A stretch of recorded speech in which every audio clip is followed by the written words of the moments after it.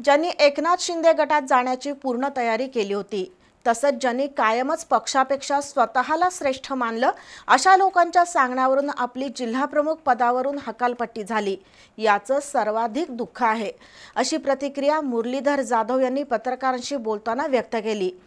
पदावरून हटवण्याच्या षडयंत्रात माजी आमदार डॉक्टर सुजित मिंचेकर, संपर्क प्रमुख अरुण दुधवडकर आणि सुषमा अंधारे यांचा सहभाग आहे। आपण गेली 19 वर्ष शिवसेनेचा जिल्हा प्रमुख म्हणून निष्ठेने काम केलं। लोकसभा निवडणूक लढण्याची इच्छा व्यक्त करणं गैर नाही, पण म्हणणं मांडण्याची संधी न देता जिल्हाध्यक्ष पदावरून उचलबांगडी करणं योग्य नाही, अशी खंत जाधव यांनी मांडली। दरम्यान येत्या 4 दिवसात आपली राजकीय भूमिका स्पष्ट करणार असल्याचं त्यांनी सांगितलं। 2 दिवसांपूर्वी माजी खासदार राजू शेट्टी मातोश्रीवर जाऊन उद्धव ठाकरे यांना भेटले होते। तेव्हा मुरलीधर जाधव यांनी जाहीर नाराजी व्यक्त करत राजू शेट्टींवर टीका केली होती। त्यानंतर उद्धव ठाकरे यांनी मुरलीधर जाधव यांची जिल्हाप्रमुख पदावरून हकालपट्टी केली।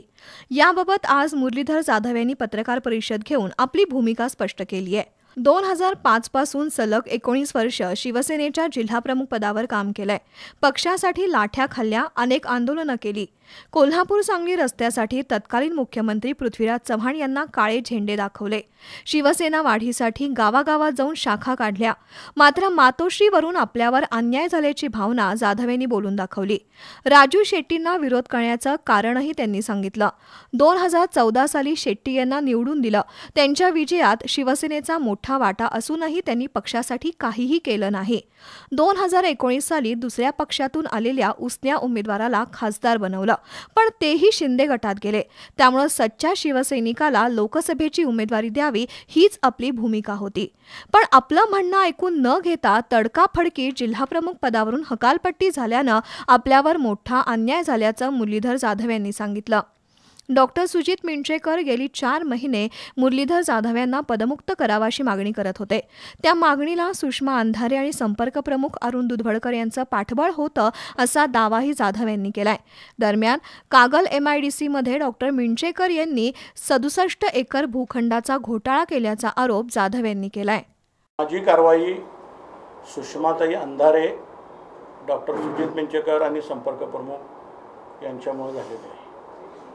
आत्ता जी मगाशी सांगितलेली टोळी आहे, डॉक्टर मिंचेकरांच्या नेतृत्वाखाली 5-6 लोकांची टोळी आहे, ती टोळी टेबल टू टेबल आता ती फाईल वेगळ्या पद्धतीने फिरवत आहेत आणि त्याचा इनलिगलीरित्या हस्तांतराचा विषय सुरू आहे।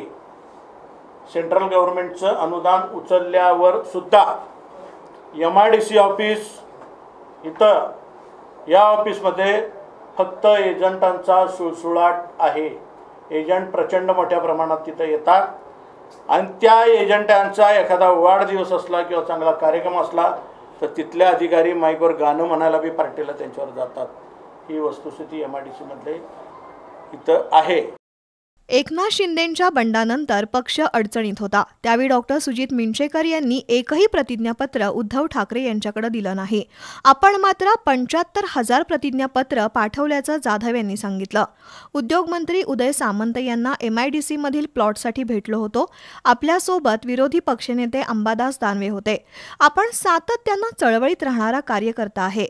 आज मी जात्यात आहे, पण मला सल्ला देणारे उद्या जात्यात येतील, असंही जाधव म्हणाले। सध्या आपली मनस्थिती ठीक नाही, त्यामुळे पुढील राजकीय भूमिका 4 दिवसानंतर जाहीर करू, असं सांगत जाधव यांनी आपण उबाठा शिवसेनेचे कार्यकर्ता म्हणून कार्यरत राहणार असल्याचं सांगितलं। माझं मानसिक संतुलन बरोबर नाही, एक 4-5 दिवसानंतर स्थिरावलं की व्यवस्थित आपल्याला सांगेल। पण शिवसेना उद्धव बाळासाहेब ठाकरे। पत्रकार परिषदेत आपल्या मनातील खदखद बोलून दाखवताना मुरलीधर जाधव यांना अश्रू अनावर झाले। सर्वसामान्य कार्यकर्त्यांचं म्हणणं मातोश्रीवर ऐकून घेतलं जात नाही, अशी खंतही त्यांनी बोलून दाखवली। मात्र त्याच वेळी उद्धव ठाकरे आपलं दैवत आहेत असं सांगायला ते विसरले नाहीत।